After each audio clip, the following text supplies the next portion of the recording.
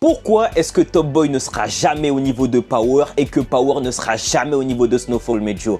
On voit ça ensemble dans cette vidéo. Bon, avant toute chose, loin de moi l'idée de faire des cons ou quoi que ce soit, vous pouvez très bien aimer les trois séries, il n'y a aucun souci là-dessus. Seulement, il faut comprendre que ces trois séries sont clairement de trois qualités différentes, ont clairement trois standings bel et bien différents. Top Boy n'est pas une mauvaise série, cependant on va pas se mentir que globalement ça ne raconte pas grand chose. La série fait l'apologie du crime sans jamais dénoncer grand chose, au final il n'y a pas de morale à retirer de l'histoire et ça qui est dommage. C'est ça qui fait qu'en réalité ce n'est pas au niveau d'une série comme Power.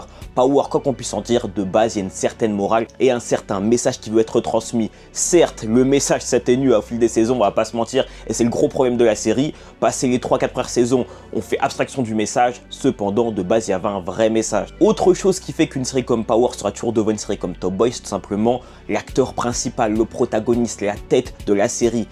Clairement, on va pas se mentir que Top Boy ça manque d'un personnage qui crève l'écran, d'un personnage de...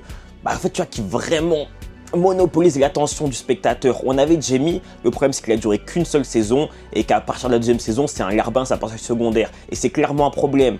Dans Power on a Ghost qui clairement prend l'attention sur lui et en fait crève l'écran de par son acting, de par sa posture, de par son aura.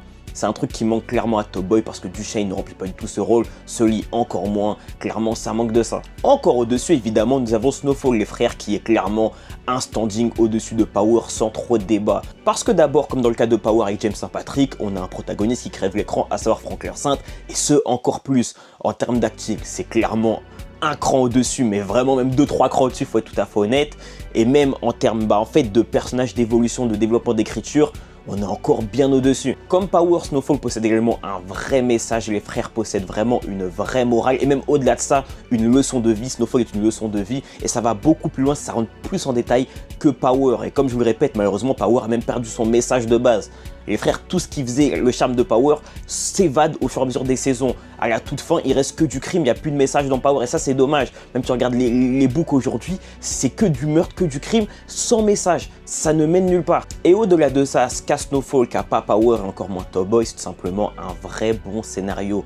Il y a une vraie réalisation, il y a un vrai scénariste derrière et clairement on sent la différence. On a pris pas mal de gros acteurs pour la série, des mecs qui sont vraiment bons, qui ont évolué avec la série. Et en fait, je vous le répète, c'est que c'est criant. Tu prends Power et Snowfall, c'est pas pareil. L'acting de Snowfall est bien meilleur, les frères. En termes de réalisation, c'est bien meilleur. Un scénario qui tient debout, qui est bien meilleur. Certes, inspiré de faits réels, donc plus facile si je puis dire.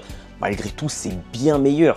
En fait, tu sens que quand tu prends John Singleton pour réaliser Snowfall, c'est pas le même standing. Encore une fois, on parle d'un des plus grands réalisateurs noirs de toute l'histoire du cinéma. Tu vois ce que je